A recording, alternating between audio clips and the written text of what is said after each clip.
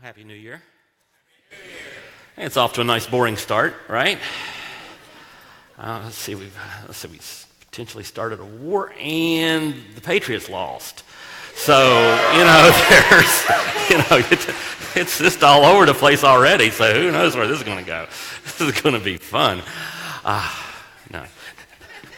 Not to rain on the parade, though, we did have our very first as a church, I believe, correct me if I'm wrong, somebody knows this differently, we have our very first homegrown person who deployed this year.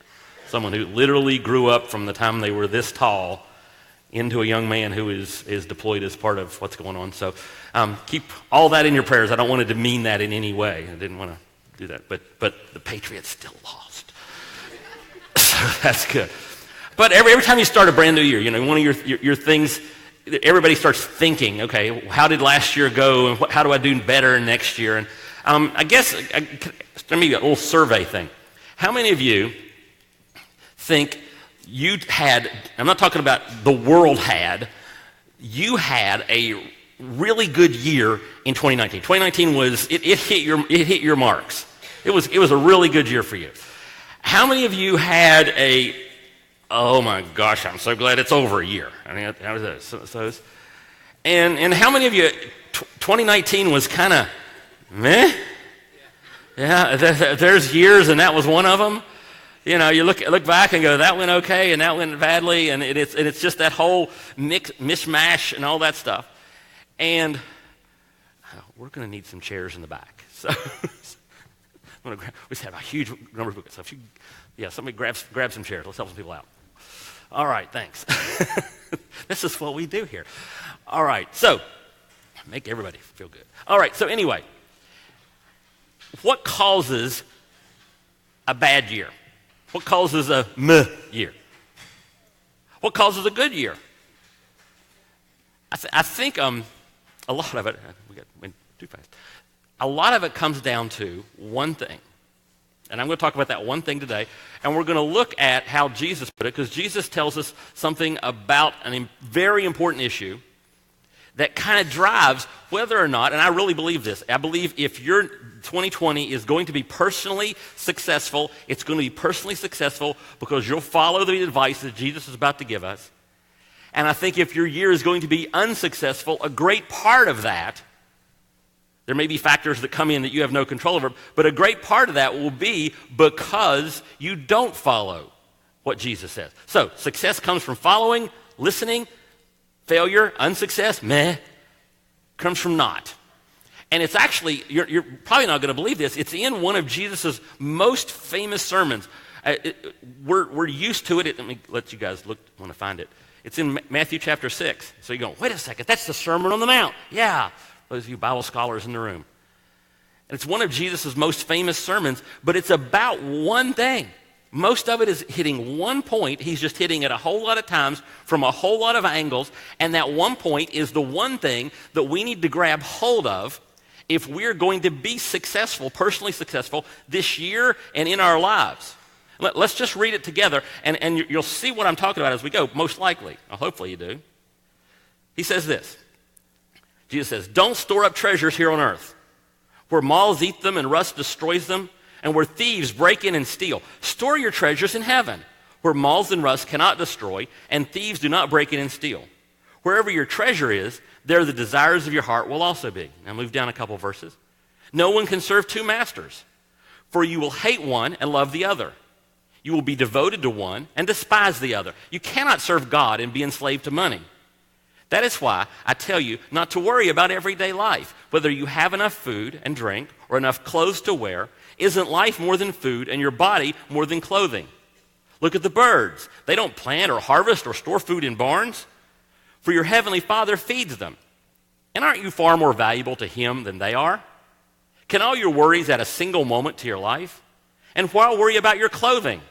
Look at the lilies of the field and how they grow.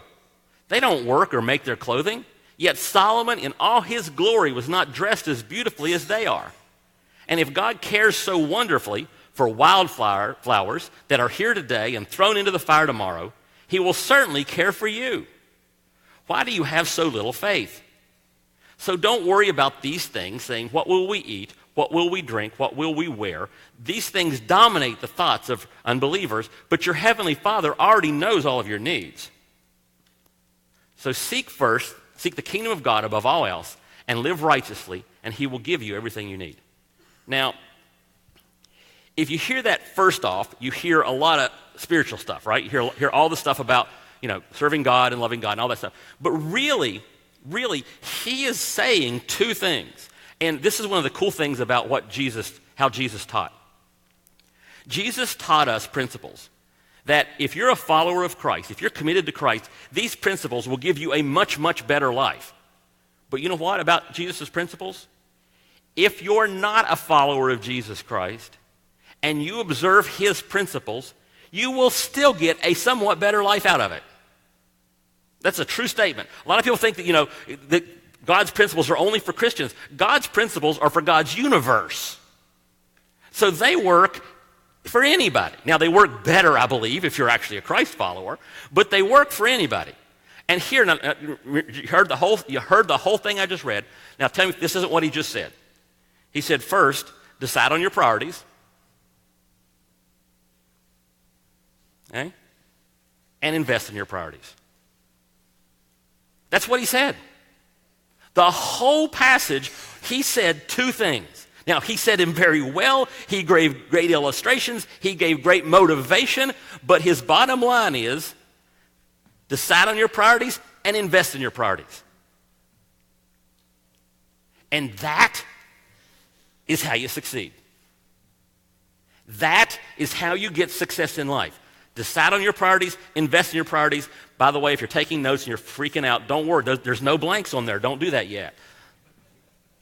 We'll get to them in time, but those are the blanks. If you did it, you're not messed up totally. But, okay? It's like gaps. I'm going to spend basically the rest of our time today talking about those two things. Deciding on your priorities and investing in your priorities. Because that's what leads to success. So first, let's talk about deciding on your priorities. See, there's a line there. Those of you who've been around, you should not have fallen for that. I understand the new people, but if you're experienced, you should know until the line shows up, don't write it down. So if your notes are a mess, it's not my fault. I put the line where it's supposed to be. It's just saying this. Okay. So step one, decide on your priorities. Here's one way Jesus put it. Don't worry about these things, the physical stuff. Saying, what will we eat, what will we drink, what will we wear? These things dominate the thoughts of unbelievers, but your heavenly Father already knows all your needs. Seek the kingdom of God above all else. So what are your priorities? Well, if you're a Christian, your priority, seek the kingdom of God above all else. Okay? And here's why it's crucial, and here's why this works. This works for Christians beautifully. If you're not a Christian, it'll still work. Because one thing that happens is priorities provide focus. They give you focus. Now, I didn't clear this illustration with my wife, and I was kind of hoping she was working in children's ministry today, but no, this is about when we first met and got married. When we first met and got married, Kim was carefree. And then I came along, and here came the care, you know what I'm saying? But one of the things she would do when we first got married is she'd go grocery shopping. And she would come home from grocery shopping, and she'd have bags of stuff. And we put it up in our little apartment, and then I'd ask the question guys ask. What's the guy question? What's for dinner? And there was no idea. And no, and I go, what do we have? And we go through the thing, and we would have proteins, and we would have starches, and we would have vegetables, and there were none of them that actually matched up in a way that made a meal. You know what I'm saying? There was, because certain things have to go together. I mean, can I get an amen on that? Let me give you an illustration for those of you who don't know how life's supposed to work. Ham needs some sort of cheese potato thing, right? Right, that's how God made it. Okay, you need some sort of potato dish that goes with that, and not mashed potatoes and gravy. Mashed potatoes and gravy is for what? turkey, fried chicken, poultry. That requires. So there's these things that match, and she didn't know all these things. And plus, when she was shopping, she was just shopping. Right? Now, when I go grocery shopping, it is a totally different scenario. Can I get a hoo-ah? Okay? Right?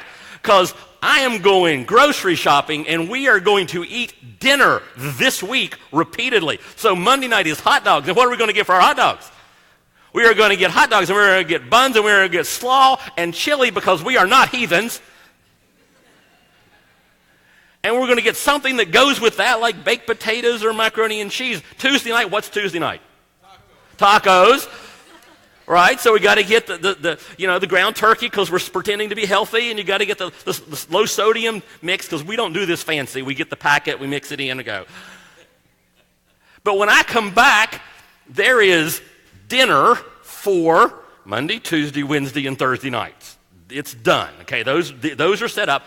Because when I went shopping, I had focus built on my priorities. And as you can tell, one of my priorities is to... I wish that wasn't so easy for you guys.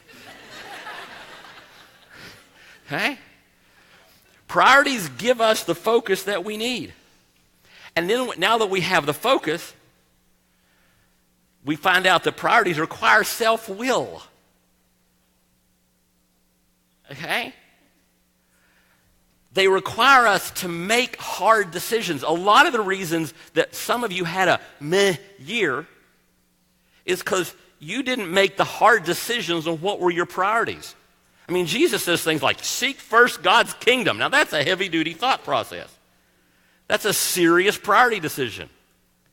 And if you can't succeed if your priorities are whatever. I'm going to do this. Today is January the 5th. It is the first Sunday of 2020. It will be one of the highest attended Sundays that we have this year, at least in the first part of the year before Easter. Why? New Year's resolutions. Okay? We're looking around. We're saying, I want to do the right thing, and so we're going to show up at church today, right? Now, taking last week off helped because all of you who come, twice a month, now you got to work it in harder. But for so many, it's not real. You haven't made a real priority decision. You're just leaning into it. You're just thinking about it. Okay? And for a lot of you, you're going to go to the gym 3 or 4 times. Right? You're going to walk around the block Tuesday. Because it's not a priority. You didn't sit down and do the hard work of saying, what are the important things in my life? It is really important that you say, this is important to me. And until you say, this is important to me, you'll never do the work to accomplish it. So a lot of times we have these New Year's resolutions, but they're just scatter shots. They're just, I want to do that and that and that. And they're not a decision that says, I am going to be this. Because when you decide you're going to be this, everything changes, okay? By the way, as a church, we have priorities. We're not just ambling through 2019. We try not to just meander through any year. Let me give you some of our priorities, just as a way for you to understand what I'm talking about when I say develop your priorities, think about your priorities. If you're a couple, talk about your priorities. What is important to us as a couple this year? What do we really want to see happen? Sit down, have those conversations. Because if you don't have, as a single person, where you don't sit down and think those things through, you'll go after the first shiny thing. Okay? As a couple, you'll chase the first shiny thing, or you'll start fighting because something comes up. You'll go grocery shopping and not have dinner. Thank you, honey. I'll buy you dinner for this one. Yeah. Now, this is just four of our biggest priorities as a church. I just want to talk you through them. One, we want to stay committed to truth and grace. Now, that doesn't mean a lot to a lot of people. I'm not going to spend a lot of time on it. But a lot of times as Christians, we either go into truth. This is the truth, and I'm going to be mean to everybody who doesn't believe like we do. Or there's grace, which is we're going to be nice to everybody and we're not going to worry about what's true. See, and we're going to try to we always try to keep that tension. Okay. Second one, we want to meaningfully help the least. Meaningfully help the least.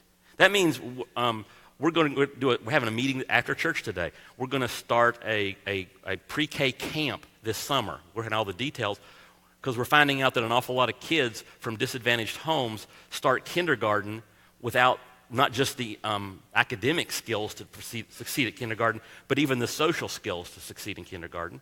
And we said, we can work on that. So we're going to have a pre-K camp this summer to help the disadvantaged kids learn the social skills it requires to actually succeed in kindergarten, because honestly, if you don't succeed at kindergarten, you're pretty far behind for the whole trip. Okay? So that's a priority. Meaningfully help the least. That means we're going to do something about it. We're going to intentionally reach the lost. And by the way, just so you know what lost means. A lot of times people have this really big religious phrase, lost means they're going to hell when they die. Well, that's probably true, but that's not the focus. The focus of the word lost is not where you're supposed to be. I mean, you can be a perfectly full-out Christian and be temporarily at least lost. You can be misplaced. You can be the wrong place. And so we're looking for people who are misplaced, intentionally looking for people that are misplaced. I said a second ago, we always have a bunch of people come in after the sermon starts. And, I noticed there were not enough chairs. I said, hey, we need chairs. Did you see how many people got up? Did you notice how much chaos there was? Because all the people who got up said, oh, wait a second. We need more chairs. And a bunch of people rushed to the back, put chairs out. And why do we do that? Now, I'm not saying the people that came in are lost. That's not my intention at all. What I'm saying is we put on an all-out effort. Barry was talking about how much energy we put into Sunday morning, how many people are involved in Sunday morning, because we want to make it so this is a safe place for people to investigate God. And so we intentionally matter of fact, one of my new mantras for this whole thing is Sunday morning is, if you're a regular, Sunday morning is all hands on deck. Everybody who comes on a regular basis should do something on Sunday morning. Maybe not every week, but you should be doing something. You should be greeting. You should be serving in children's ministry. If you can work in tech, work in tech. If my job's, I got this one covered, but, or I'm not giving it up. How about that? Okay?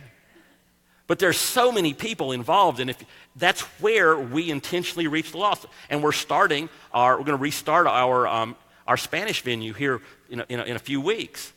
Going to be intentionally reaching lost whose natural heart language is in English. If you want to communicate something important to somebody, you speak to them in their heart language.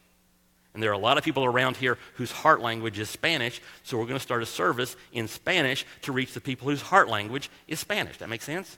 Because we're going to intentionally reach the lost, and we're also going to strategically develop believers. If you're a follower of Christ, we're going to strategically help you grow. Well, what's that look like? Well, we got connection groups, which is very important. Sometimes your pastor does something silly, like write a book on the whole thing. Like I spent the last 6 months, I came up with this stupid idea for a book, and then it got bigger and bigger. And it's called God's Big Story, and I'm going to push it for just a second, forgive me, because I really think it can help a lot of people. Because what it is a reading plan to get you through the entire Bible story in a year. Take you through the Old Testament story and the New Testament story in a year, about 10 minutes of reading each day. There's room to journal what you're discovering as you go through it. There's introductions each day, and there's even a link so you can go to, and I've done videos that will match up with every day's readings in my little Jumpstart videos, so you can actually, after you get done, you can get a little bit of my take on that verse, or that passage you read, and that's for sale in the back, and that's okay. So that was the commercial. Sorry. No, because the way we've structured this church is, right now, I have time to where I can help strategically develop people. I can push the connection groups, talk about those, but I can also create materials, and that's one of the things I think I'm gifted at. So I try to create materials to help you grow. And of course, connection groups are huge. You need to be with people. So we're strategically developing believers. Now, notice something. I went through, and here we've decided on some priorities, but did you notice what else I did with every one of them? We hadn't just decided on priorities. What else? We invest in our priorities. Because a priority that is just decided on and not invested on will never accomplish anything in your life. Some of you have decided that such and such a thing is important, but you're not doing anything about it. You're not investing anything in it. So nothing's coming of it. And by the way, when you make the priority decision, don't just wait and say, oh, now I'm going to feel good about it. A lot of times you're going to make a priority decision that doesn't feel good. Matter of fact, a good priority decision pushes away from your selfishness. And so therefore, you're not going to go, oh, I'm so happy that I made that decision. Okay? A few years ago, I decided I needed to get a little healthier. Okay? I needed to get a lot healthier. And the first time I worked out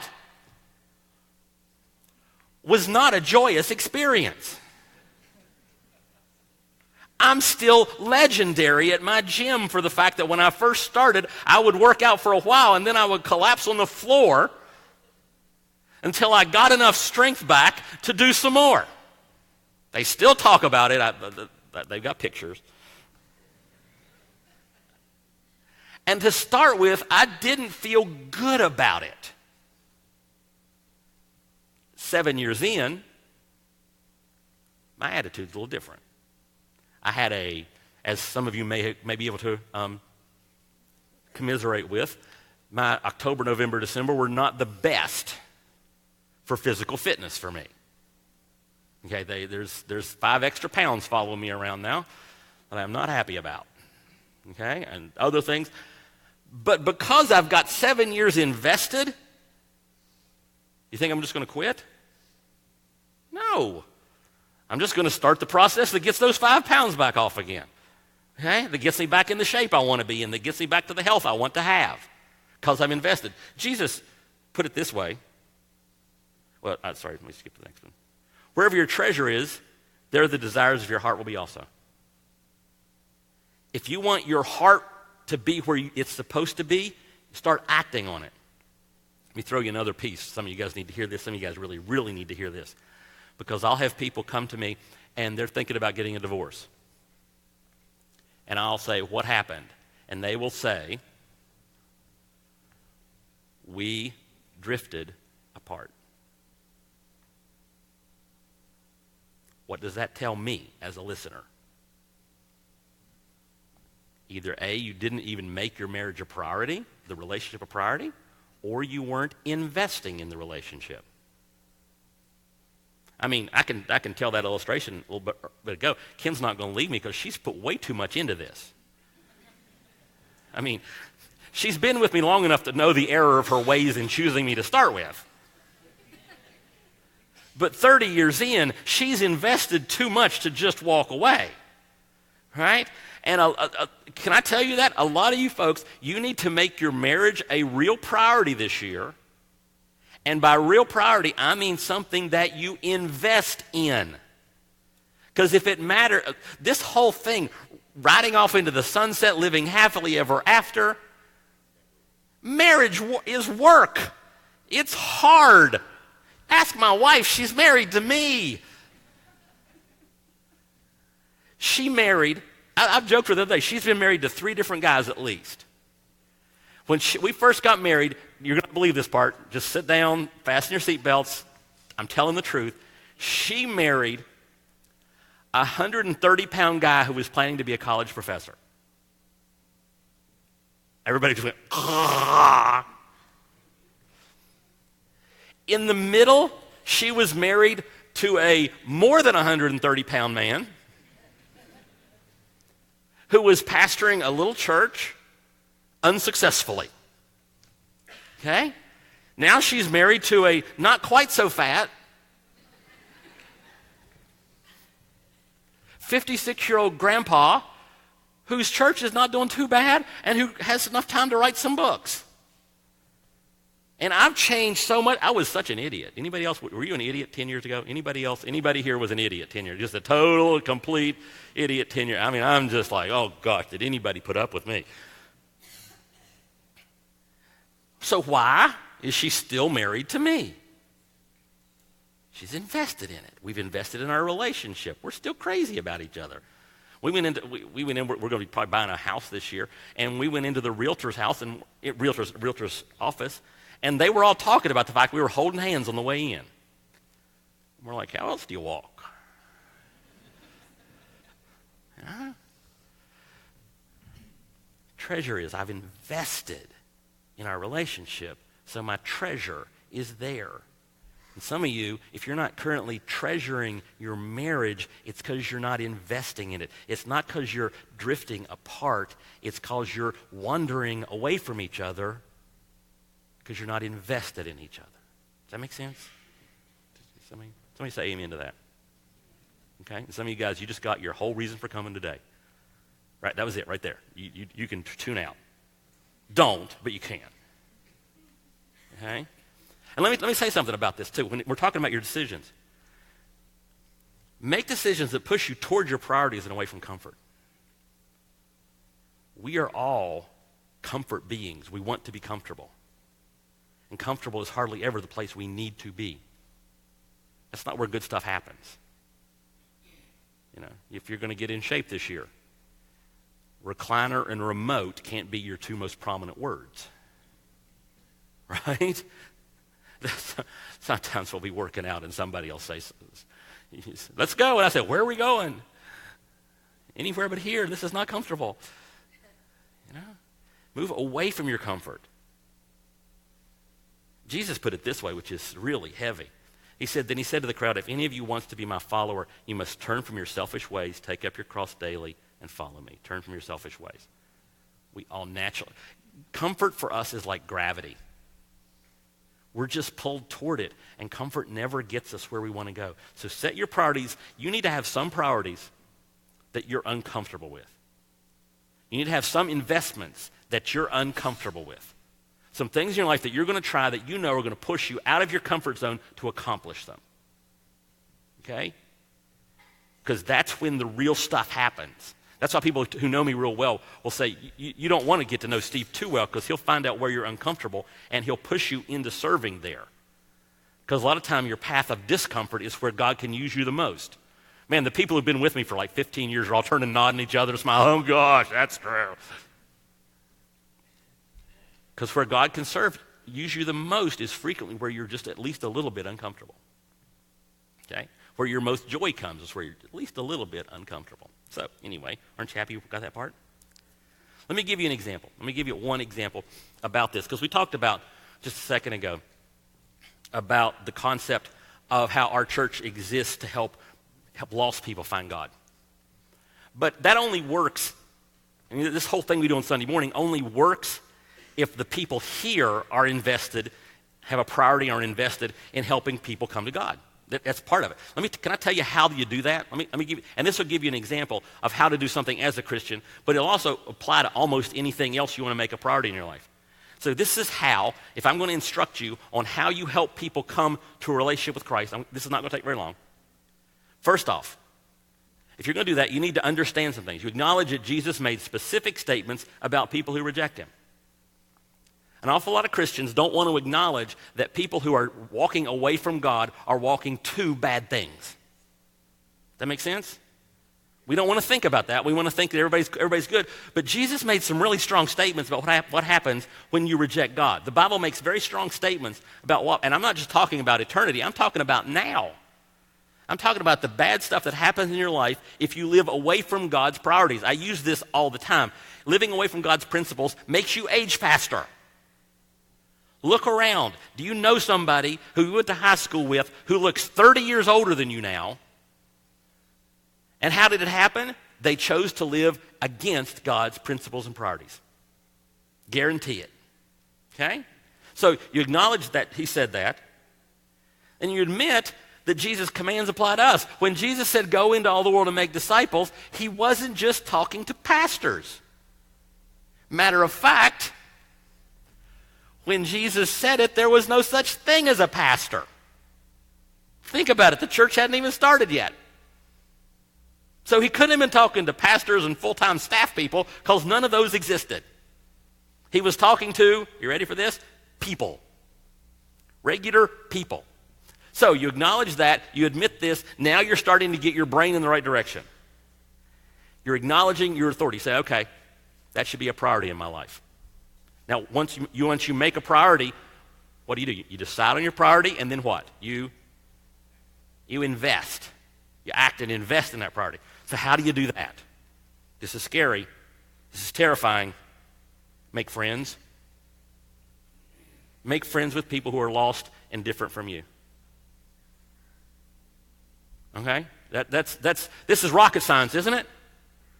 Okay? I've thought through my priorities. I'm thinking what my priorities are, and now I'm going to say something. How can I move in a way that might be a little uncomfortable to me, where I can live into that priority, where I can invest in that priority? So I start making friends with people who are lost and different from me. I have really good friends who okay, so let's Venn diagram this thing. There are some people, like you've got some friends, and this is your Venn diagram of everything that you like and all your interests and all your stuff, and here's a lot of your friends, right? There's only like this much you don't agree on everything on, right? You could talk about anything because you already agree about everything, right? There's, where you're from is different. That's about it. Maybe which team you root for, maybe whether or not you're a God-loving person who puts chili and slaw on their hot dogs, or whether you're a heathen who doesn't. I mean, there may be some little thing, but there's nothing significant. What I'm telling you, we need to be doing as Christians is there are fewer and fewer people who are far from God who are close to our circle. There are fewer and fewer people in this world who agree with us on almost everything. Matter of fact, Kim doesn't agree with me on absolutely everything. I'm kind of weird, but. So what I'm saying is you start looking for friends, and this is your circle, and this is their circle, and you only intersect in like 1 or 2 points. I have friends who disagree with me on absolutely everything except the one thing we have in common. I get a lot of those at the gym because I meet with people there who I don't meet them at church. I realized somewhere along the way, if I'm going to actually make friends with people who are lost and different than me, I had to get outside this building, because if I'm just sitting in my office, that people who are far from God and different from me don't show up. They don't go knock on the door and say, hey, Steve, we want to talk? Want to be my friend? No, they don't do that. So I had to go elsewhere to find them. Okay? Matter of fact, I started out a few years ago. If you've been around a little bit, I started out with something we called beer and Bible study. I'd go to a local establishment. I'd drink Diet Coke, and we'd sit around and study the Bible together. Unfortunately, it was very positive in some ways, but it didn't actually. I found out the people who were far from God still didn't come over and talk to me. So I found something else. But I intentionally make friends. At work, if you work outside of a church environment, there are probably people at your work who are very, very different than you. Get to know those people. And I'm not talking about get to know them as some strategic, I'm going to get to know them so that I'm going to get to know them because they're people and God loves them. I've got very good friends right now who are very far from God, who disagree with me on lots of important things. And now that I have these friends, do you think that's going to change how I do things? Yeah, because now I have to remember most my friends need Jesus, and I'm part of God's plans to bring him to him. I am convinced most Christians don't have any friends who are far from God. Or at least don't have any friends who are far from God and significantly different than they are. How do I know? I read Facebook. I'll be flat out serious with you. Flat out serious with you. Let me give you one example. And this is not the best example, it's just an example so you can really get the concept. I'm a Christian. I believe in the Bible. I believe the truth. We talked about truth. I believe in the Bible as the Word of God. I believe there are standards and there are principles. But if I have a friend, and I do, if I have friends who are LGBT, I'm going to think about everything that I put publicly out there. How's it going to impact their ability or desire to come to Jesus? Does that make sense? And I read people put stuff out there and say things in public, and they're Christians, and they're saying things that I know are going to drive a wedge to anybody who's different. But if you have friends who are different, you won't say those things in public because you don't intentionally hurt your friends. That makes sense? Some of you folks, it's both ways. Some of you folks need to go out and meet a Republican. And some of you folks need to go out and meet a Democrat. You need to meet, some of you folks need a friend who's a socialist. You need a friend who is very, very, and don't think I'm thinking about a specific person, because I see this in so many Christians. In our church, I think actually our church is better than most Christians. I read something from other people, I'm like, oh gosh, most of you guys are better trained than this. You don't do this intentionally. But just folks, you make friends who are different, because then everything that comes out of my mouth, you guys know I'm a strategic person. And everything that comes out of my mouth goes through a filter. How will that impact this person as regards to their moving toward Christ? And by the way, it even worse, I'm talking to you. How when I say this, how will help that person move closer to Christ? If I say this will push him this way or that way, I'm very much, like I said, I'm going to make you uncomfortable. I'll push you closer to Christ whether you like it or not. But I'll say things, but there are some things, I know if I say this, that'll make that person turn away from God just a touch. Make a step away from God just a touch. I'm not going to, no. This is important to me. Because it's a priority, but it's not just a priority. I've invested in the priority. If my marriage is a priority, I invest in the priority. And whether helping people come to Christ is one of your priorities or not, if you're a Christian it should be, but whether it is or not, there are other things in your life that are priorities. And if they are your priorities, you need to say, how do I now invest in this priority to accomplish what I want this coming year and for the rest of my life? Should I tell them? My daughters will get ticked at me, aren't they? I shouldn't tell. Make sure I'm in good time. Yes, I am.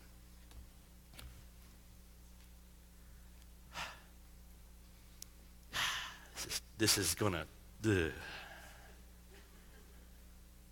Okay. I write books. I'm terrified of rejection.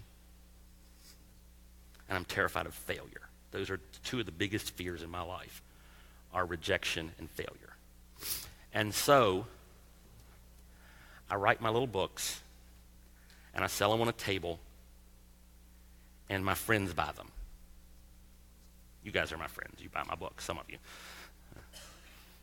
You're not my friend. You're still my friend if you don't buy my book. I don't check.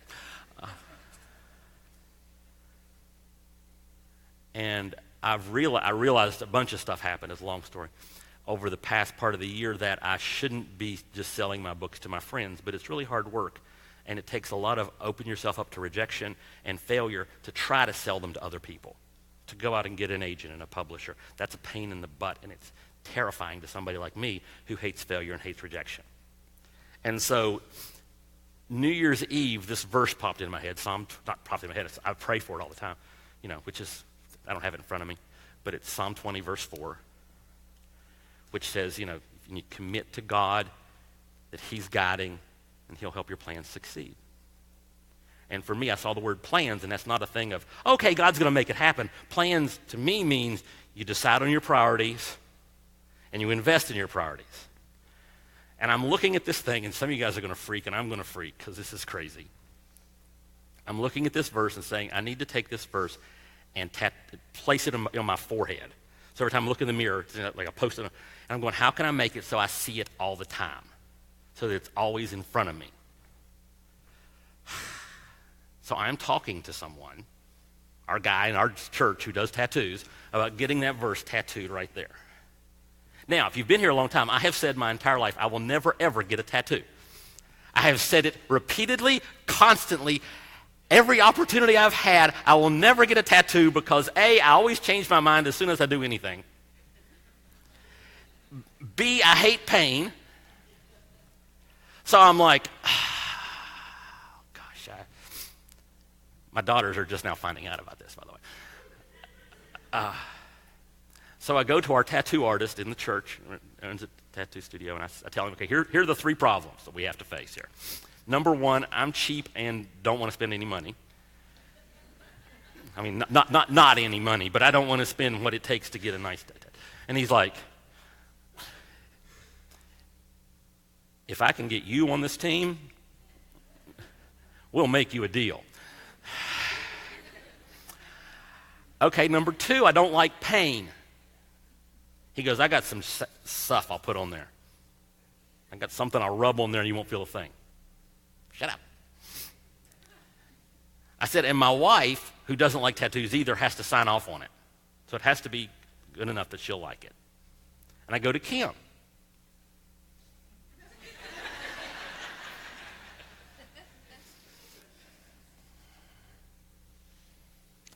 And she goes, I think that's a good idea.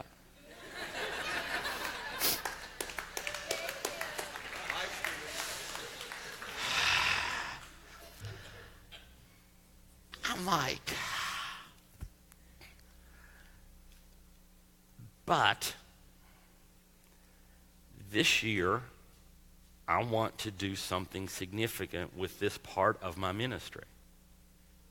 I want it to go to a new place. That new place involves me opening myself up for rejection and failure. It almost guarantees rejection and failure.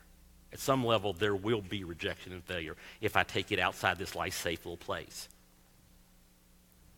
But if that's my priority, I have to invest in that priority.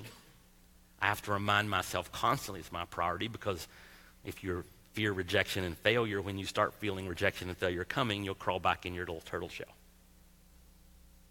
Okay? Does that make sense? I'm not saying y'all should get tattoos. Not what I'm saying. But I am saying, if it is a priority, you need to do whatever it takes to invest in that priority. If it makes you uncomfortable, good. That's where the big stuff happens. I found out long ago that when I'm speaking, the bigger risks I take, the better results God gets.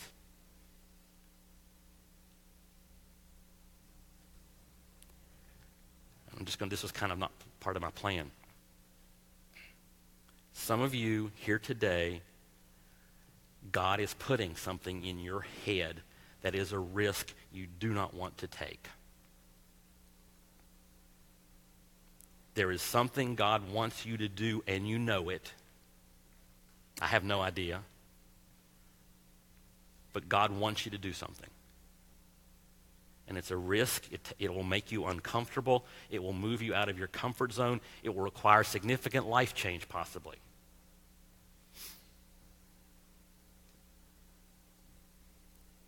And I'm saying that if you want to succeed in life the way that God calls us to succeed in life, you will decide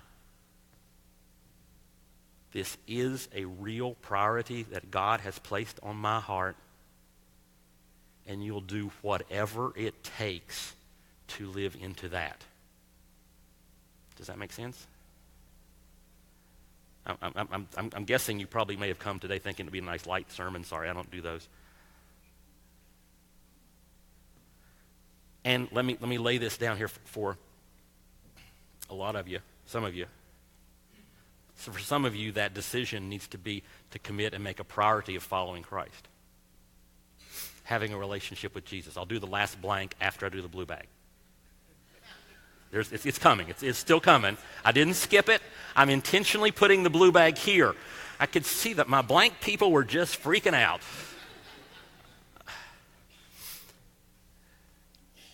But some of you may have been thinking about this for a while. And today is the day that you're finally ready to make the decision for Jesus Christ. And if you're ready to make a decision for Jesus Christ, you want to talk to somebody about having a relationship with Christ, we have these blue bags. They're on the corners of the stage here. There's some tables in the back. And if you grab one of these blue bags, you can do it at the end of the service, and we'll match you up with somebody who's trained. You can do it during the next song, which is coming up in a few minutes. If you do that, there'll be some people around who are prayer partners. And if you want to go talk to one of them, they can unpack the bag with you and show you how to have that relationship with Christ. It takes 7 to 10 minutes. Okay? Today may be the day for that. If you have a relationship with Christ, Let me fill in my last blank for you. If God is the greatest good, your priorities should reflect this. They should reflect his priorities. If you're already a follower of Christ, those priorities that you're investing in should reflect him. And for some of you, this is going to run with this room and these people, you people that are here, this is going to run the gamut from all the way from, the people who are ready to accept Christ to maybe just deciding you're going to be part of a church, to maybe deciding you're going to start serving in a church. Some of you, there may be, like I said, there may be something big God is working in your life, some sort of additional step. I'm not saying for everybody, but for some people that may be there.